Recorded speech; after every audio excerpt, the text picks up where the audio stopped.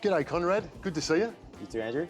Thanks for jumping on the conversation. I know we've had a couple of chats over the last couple of years or the last few years about what you've been doing, your experience around consulting agency and all things to do around those kind of sectors. Yep. It'd be good to dive straight in and I guess we've talked about it in the past.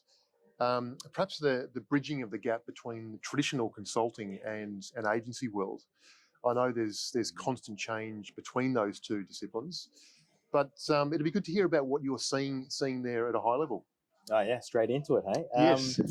Well, I think, I mean, having come from agency, really for my whole career, like agencies are always trying to go up the client food chain, really, Yes. right, into the C-suite, and that was kind of owned by consulting, owned by consulting, I think, because they have that brand reputation. So that broad reputation of we can't go wrong with one of the big four. Yes. But also, they've obviously been around doing it for a much longer time rather than in the execution space. They've been in the real sort of heavy strategic space. Yeah. So agencies have been trying to move up, and then you find all the consultancies have just been acquiring lots of businesses that are on the execution side because there's lots of revenue going out through there, right? So especially, I think probably the biggest change in that was around digital transformation. Once a lot of businesses put a lot of budget into transforming all of their digital products and services, and they became tens of millions of dollars of implementation work. That's when the consultancies really took notice, I think, and they became more, hungrier to own sort of not just the strategic part, but the executional part. So it's been this sort of convergence, of agency and consultancy coming together. That's why people have sort of flopped and changed from a career point of view, and and clients a little bit too. Yeah, it's an interesting couple of points you make there. I think, when you look at even kind of 10 years ago, the traditional consulting space, the big four and more, then compared to agency, there was that you could see the huge divide. Then you fast forward even 5 years ago when digital kind of was starting to ramp up more and more.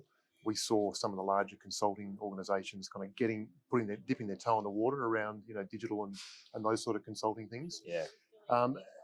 From your experience, what are kind of the major mindset differences that you see between that more traditional consulting and then the agency marketing world that you've seen over your journey? Yeah, I think it's a good question. I reckon from an agency point of view and the marketing point of view, you are very execution focused, So and as much as all of those firms, whether you're selling a big TV ad or a big sort of creative campaign idea, or you're selling a big marketing technology platform, you're essentially connecting strategy or consulting as a bit of a sales function to sell what you want to execute. That's kind of where the gravity of your workforce is, and where your money is, and is all in that production. Yes. So I think that's the mindset is still, as much as you'd like to think it can be agnostic in terms of its view, from a strategic consulting point of view, you're still essentially trying to sell something.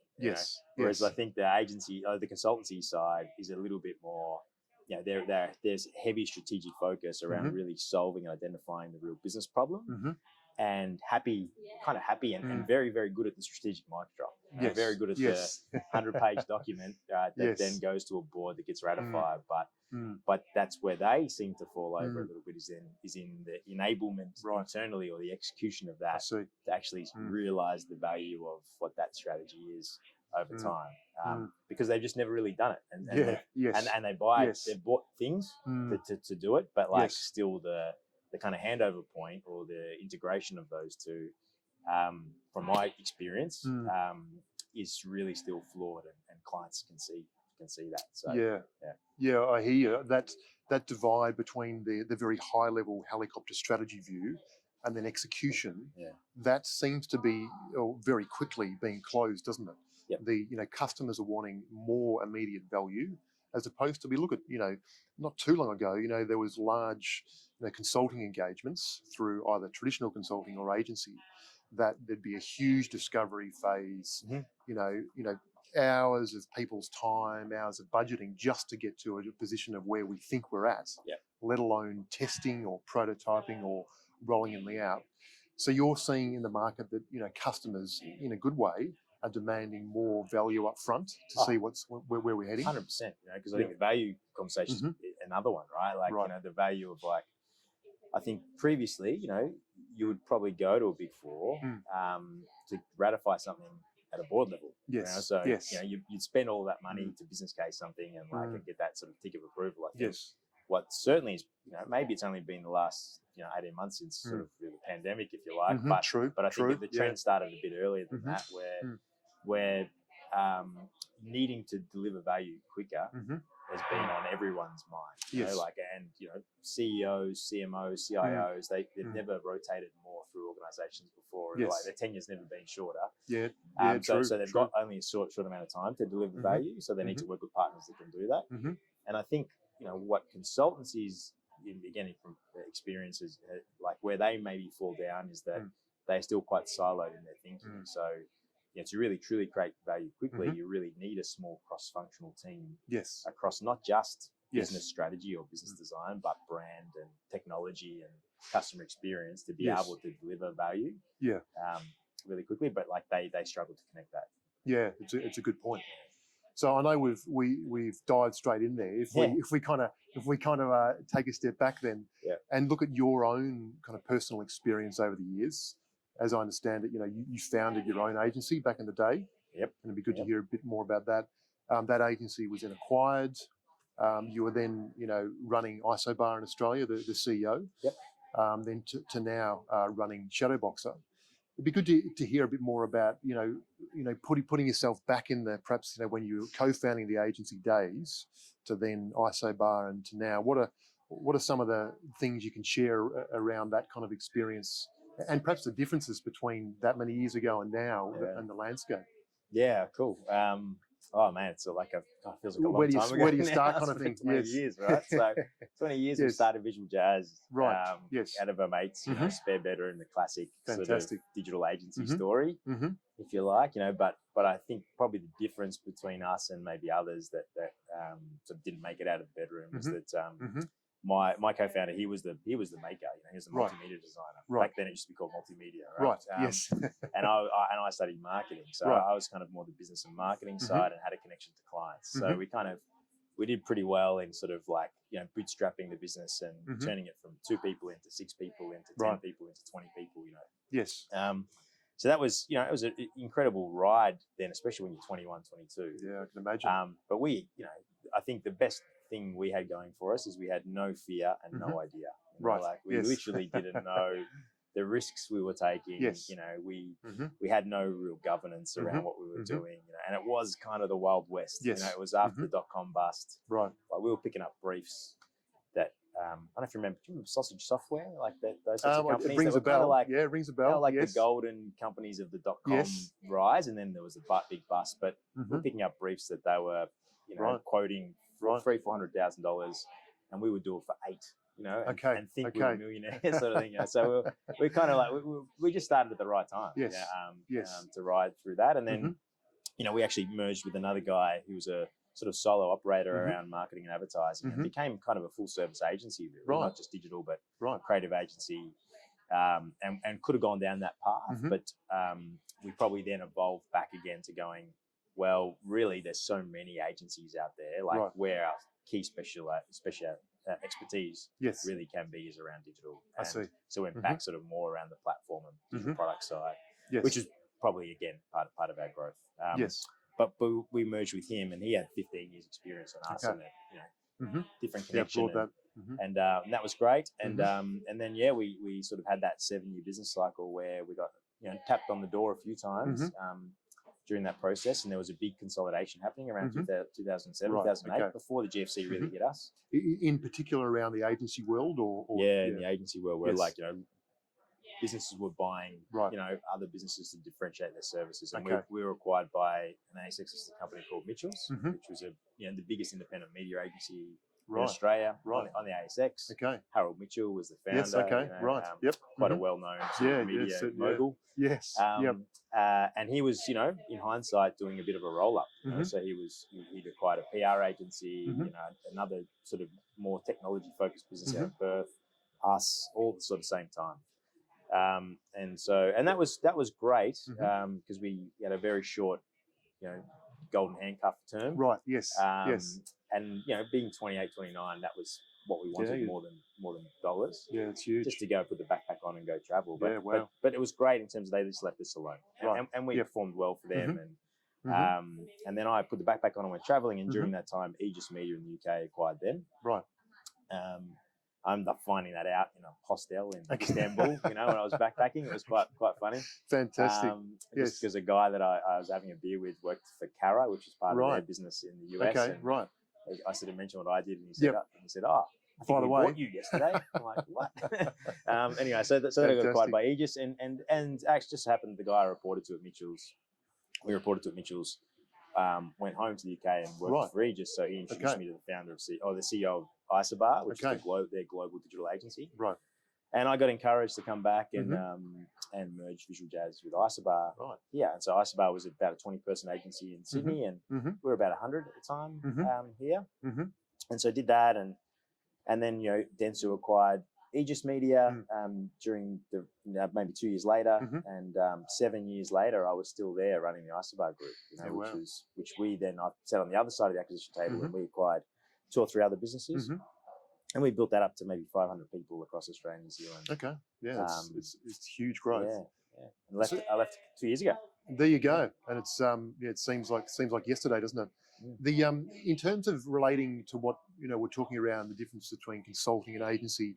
So even back in that consolidation phase, 20 odd years ago, and then when you're running Isobar, did you see the perhaps the as dramatic shifts as we do now between those two disciplines, if we call it that, or again we're seeing a lot more now around that because of the value that customers are expecting compared to 10, even 20 years ago? Yeah, I think we've got coffee here, actually. Oh, there we go. Yeah. Fantastic. Thank you, James. It's good coffee, isn't it? It's great, mate. That's what I needed. With both with young kids and not much sleep, the coffee helps, doesn't it? Yep. I couldn't survive without it, I reckon, at the moment. Yeah. It's a lifesaver, isn't it? Yeah. So as you were saying there, from the establishing, founding the agency, then to being acquired, and then the organisation that acquired you, things changing there and maturing, and then that growth you drove and experienced up to from 100 to 500 odd people. Can you tell us a bit more around how you had that growth, and then perhaps the next stage from there?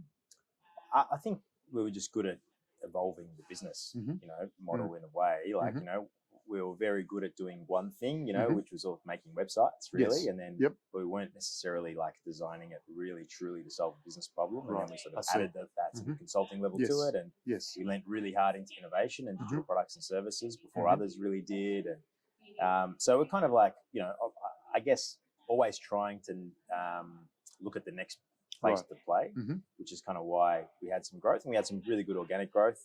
But we also, being part of a bigger group, they certainly at the time were very acquisition hungry too. So they were essentially buying assets and then figuring out what to do with it from an integration point of view. Which is fun. And when you're a founder and in a big holding company, or you've previously been a founder, you become the poster boy for acquisition. So you get wheeled into all of these acquisition conversations, and then they end up reporting into me, and because I probably have more empathy for the founders than most of the other execs in the company. So you could probably find you spending a lot of time on that as opposed to running the business at times, which is a balance, isn't it? That's, to be honest, one of the reasons why I left. Right. Like it just became such an internal role. I see. And unfortunately, like all of the holding groups, I think it's pretty on the public record, really, they're all very, very challenged at the moment. Dentsu's the same, and that's the only holding group experience I've had, but it really became sort of management by spreadsheet. Right. And that's not really my style. Yeah, I hear you. And it just became really frustrated. When you're spending 60, 70, 80% of your day trying to fight for common sense to get that, great junior to mid strategist, that 10K pay increase, but you're being stopped by Singapore and London because I hear you. All of these very well paid execs want their bonuses. I hear you. I don't see how these businesses can function and be Yes, successful in the yes. long term when they've got that short term mindset. You make a good point. I think that as far as when we get that far from the people who are close to the problem, our customers who we're trying to solve, it seems, it's an obvious thing to say, but it becomes more diluted the further we get back. And I suppose a lot of large organisations can find themselves in a spot where they're so far away from the customer, they probably struggle to understand, again, what are we actually trying to solve here? Yeah. So I think that is related to the consulting and agency, both mindset and the way those businesses are operated. Yeah. I think, being closer to the end customer is a big part of it, isn't it? I agree. Yeah, to not just the customer, but your staff, your people. Very true. Very true. And unfortunately, when they're all victims of their own success in a way. Like, being very, very successful businesses, highly profitable, all that type of stuff. But like when you're kind of relying on engagement scores and stuff like that to kind of track how healthy your staff, looking for that perfect number. It's like that's great, but you got to have a feel for the floor. You got to have your conversations with your clients. You can't just be looking at numbers and stuff. And and that just kind of got my goat a little bit because it's not the kind of way I wanted to operate. Yeah. But don't get me wrong, like you can work in those roles, and you can be paid very well, and you can be successful, and it's fine. A lot of people do that. But I think the world has turned, and it is definitely turning, and that's a very good point. And clients don't really want the ancillary services wrapped around a big holding group or consultancy anymore. They just want to work with super smart people to help them solve a problem, add value. And that's a brilliant point, because often with scale that gets lost, doesn't it? Yeah, it does. And it's very hard to keep that very external view mindset when you've got huge scale, doesn't it? So that's brilliant. So then in terms of Shadowboxer, so you founded Shadowboxer fairly recently. Yep. So it'd be great to hear, what your mindset and the thinking was around that. Stepping from the CEO of ISO Bar, and I believe you were being asked to consider some more group roles around that, and you considered that, but you saw the opportunity with the likes of Shadowboxer, of where the market was heading. Some of the things we've talked about already. Talk us through about the why behind it and how it's evolving to now. Well, oh God, that's a good question again, right? Because why? I'm still asking myself that sometimes. But well, I suppose it's a good thing, isn't it? Because you're constantly digging deep. For sure.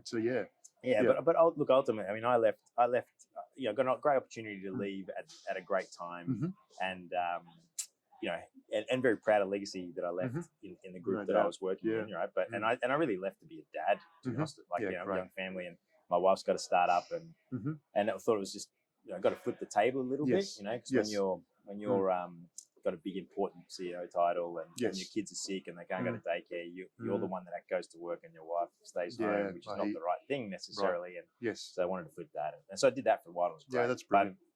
But really, what made me jump back into the game, if you like, was because I didn't feel like there was a burning need to create another consultancy or agency in the market. But really, I 3 or 4 people that I used to work with in the business, at Isobar, that worked with part of my executive team for a long time. They were getting out and they wanted to create something themselves, and they were really kind of like very passionate about the opportunity and the business model. And I got kind of swept up in that with them. I see. Yes. And so it took me a little while to kind of be convinced. I see. Yes. But once I got convinced, it was very, very clear and easy, and just a few client conversations again, to see that opportunity. That there's a real sweet spot around we work with our consultancy firm on business strategy. Yes. We work with an agency on brand strategy and go to market. Yep. And why is that disconnected? Yeah, right. It just doesn't make sense to me, especially when especially today. Your brand and business and technology and customer experience needs to just be so connected. So when you've got a 4-person team that are incredibly T-shaped and deep expertise across those 4 areas, you can see how incredible like an opportunity that could be to create a new consultancy. So that's kind of really why we started Shadowboxer. Yeah. And the other part of that was it's kind of like, it was like if there was a book published, everything you wanted to do in a big holding group, but you couldn't. Yeah. That's kind of like the book I must have read or something, or written to start your own thing. So, just, hire good talent before you get the revenue.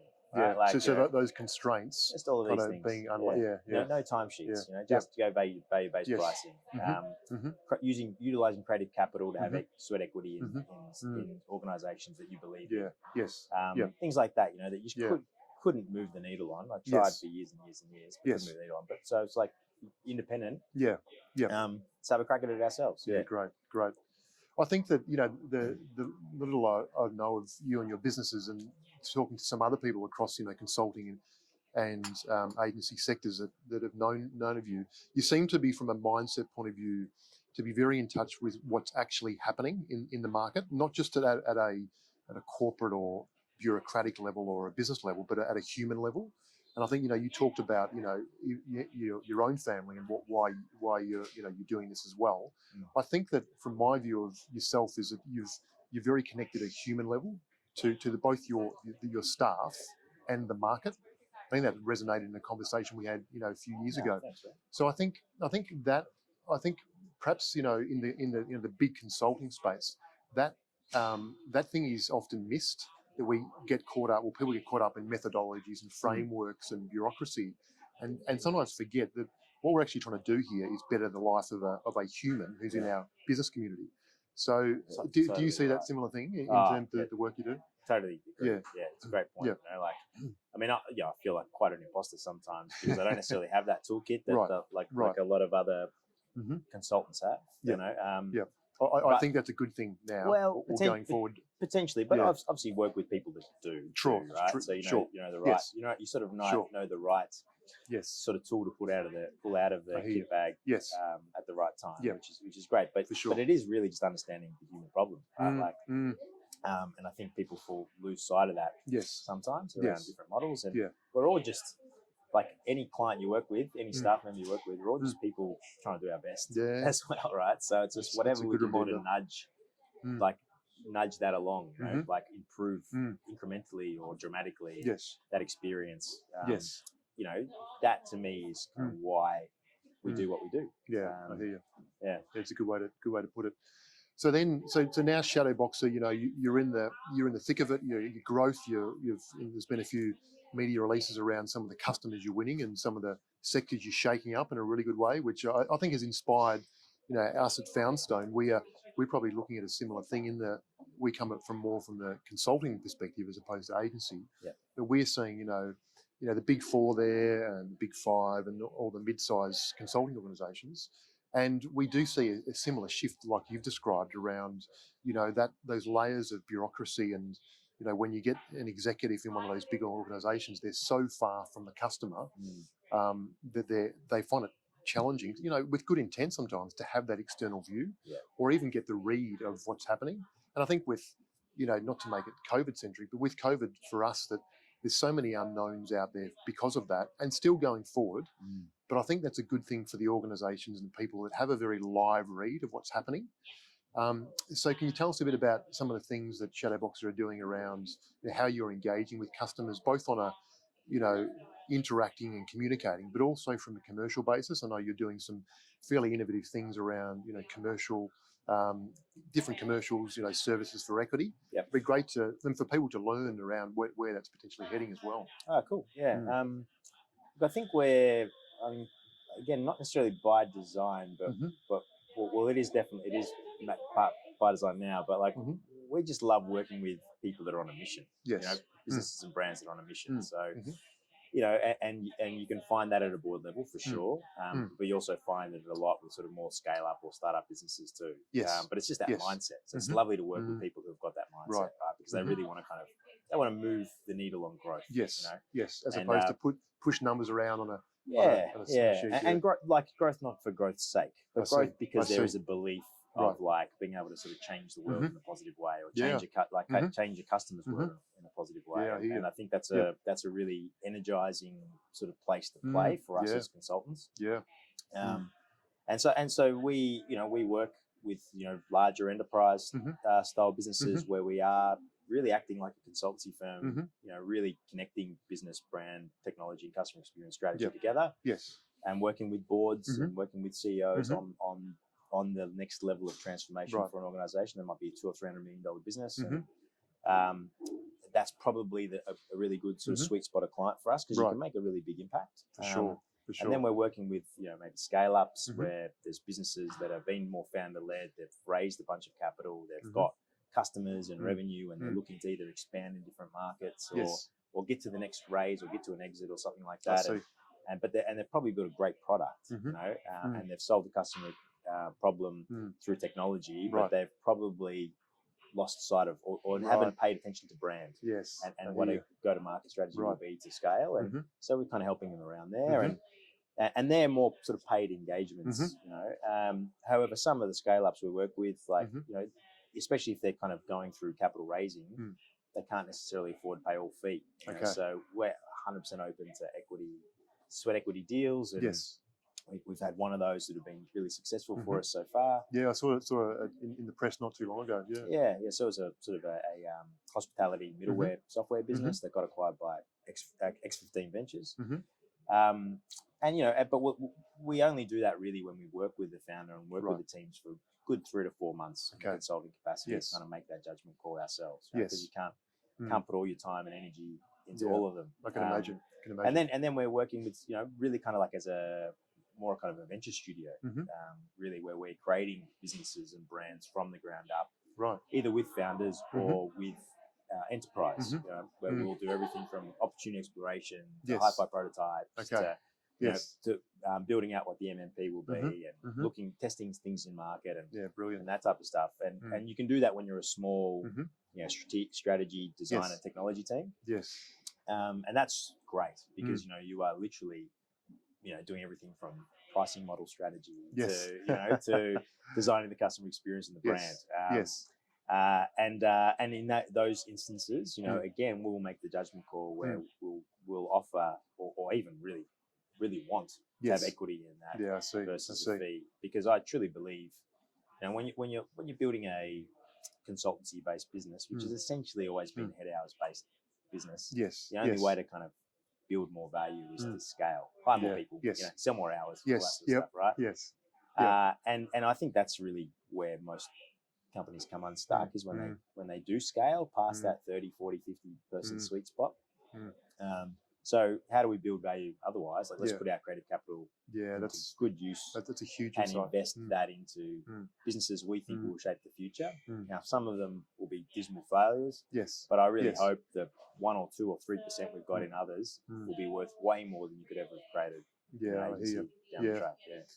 I think that is, in my world, that's those commercials and that approach is newer, isn't it? Because there's generally more perceived risk attached to it. But as you say, what better way to, combine the cultures of yourself and your customers, and then I suppose in a good way, the lines are blurred between really who's who, as opposed to this contract-based, scope-based conversation. You're truly partners. You're truly partners. And we really try and treat every engagement like a joint venture. That it's like, it's not an agency consultancy. It's a consultancy client relationship. It's more a, we are in this together. If we're not making an impact, and we're not providing value, we'll be the first to put our hand up and say we're not. And whether it's in the consulting sort of side or whether it's in the venturing side. But it's true that the nature of the relationship really changes. You are riding every great meeting together and every bad meeting together. Which I think that's the way it's heading, and you're living it and you're proving it with you and your team. And I think what it also needs to have is someone has a very, we talk about collaboration, it's a bit of a buzz term now, isn't it? But in that approach and that model, for want of a better term, you need to have a leadership and people that are actually ingrained and on the same page, both from a mindset point of view, but that are not just turning to the scope or the contract, isn't it? Because if you don't have that leadership and that real, human collaborative mindset, it's very hard then to progress, isn't it? If you're looking at a scope. So I think that, your comments before around, the larger consultancies, global consultancies, was to scale. It's probably harder to bring that approach, isn't it? Because you've got the legalities, the PR, all those sorts of things that are coming over the top, and it's very hard to have that very open, transparent relationship. I think so. Like they do it, Like, so there is venturing parts of a lot of the consultancies. You know, Yes. BCG Ventures is probably the most famous one. Yeah, I've heard you mention it before. Yeah, McKinsey do it a bit as well and stuff. But like, but really, you know, it's they can only really do it truly with big enterprise. Yes. You know, because it's $1 million a sprint type sort of stuff, right? Like, so they can't really do it with a founder-led business. Yes. You know, True. Working with a founder-led business that's on a mission, that might not be. You know, it's not a management consultant saying there's a market opportunity here and here's the gap and here's the business model and here's the whatever, and going through it from a formulaic point of view. But when you're working and backing founders, they'll pivot and find a way to make it success, right? And you and just want it, like being around that person and working with that person is quite energizing. Yes, and it's where we'd rather play. Yeah, I hear you. Yeah. So those different parts you talked about before, you know, from business strategy, normally, is at a board and an exec level, and then the other disciplines, that perhaps the agency world, marketing, brand, those sorts of things, and then technology. If I've got it right, you're looking at, and Shadowboxer is a merge of all those, so that you limit the disconnect between where the business is heading and then the other enablers like technology and marketing and brand. What are you seeing is working well to get all those things working together? Because it's not an easy thing, is it, to get those things? It's hard, and look, the reality is most organisations, since they've got a problem in one of those areas. Yes, true. And there's a bit of this going on. Pretty much, right? So that's often how an engagement starts, right? It's like, okay, we think we've got a brand problem. We think we've got a pricing problem. We think we've got a technology problem. A lot of it starts, we think we've got a technology problem. Technology gets blamed for everything, right? Yes. And it's also like supposed to be the panacea of like solving everything too, right? Very true. Very true. But like, I think one thing we really try and do really quickly is making sure that it is all connected together. So we're actually thinking about the business vision and ambition, and how that relates to brand. Yes. Then how technology is enabling that, how it manifests itself through customer experience. We're just trying to connect all that together really early, and we may go very deep on one of the problem areas that the clients want and just work there. Just work in design or just work in technology or whatever. But where our ambition is to connect it all together in concert. And and I think we've had some pretty good success in doing that because we are a small cross-functional team of experts around that. And when you're working with a startup or scale up by its nature, they need to think about all of those things really quickly and how they're all connected together. So that's why it's a really great place for us to play there because you just inherently need to. Yes, I hear you. So on that, I think it's a brilliant example. So often that it's either, people are saying technology is a problem, or on the flip side, as you say, let's solve it through technology. Yeah. Are there any kind of real life examples that you can think of, perhaps, some time ago and then more recently around where a customer has said, we've got a technology problem, but you've gone in there and you've opened up the conversation and opened up their mind to perhaps, technology is more an enabler. So there's something else that we need to get right first. Is there a couple of examples you can talk us through? It's not like heaps, right? Really, back in certainly from Isobar experience days too. When you're talking more to the big end of the town, like like the likes of say Qantas or an RACV or these sorts of big enterprise clients, where they've been through years of technology transformation. They've signed up to one of the big sort of technology providers and they're implementing that really slowly with the big SI and internally and whatever. And but really the fundamental problem is they just don't have an enabled team and a mindset in that team to work in a more iterative process, and to work on constant improvement rather than on delivering projects. Which essentially is kind of like a operating model you're trying to help them change. Yes. So instead of it being like, we maybe have come in to say help them with technology transformation, and it's been more, well, actually we've got to look at business operating model transformation. Yes. And that's internal culture, and that's like the type of people you have, and that's like your organizational design and all that type of stuff. And so there's that's happened quite a bit, I guess. But don't get me wrong, there's a lot of organizations that need need to look at their whole solution architecture and what the right technology they need to implement.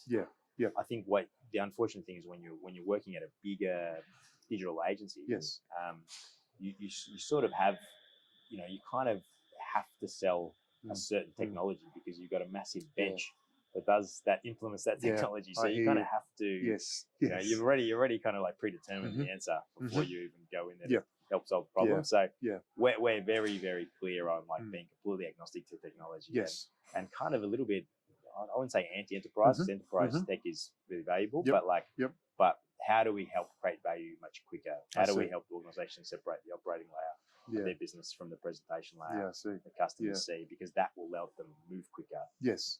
Make the most of opportunity quicker. And things like that. Yeah, I think so that was a rambling answer. So. No, not at all. I think it's comparing again to the world in Isobar into that enterprise. The organisations you mentioned to the startup mentality.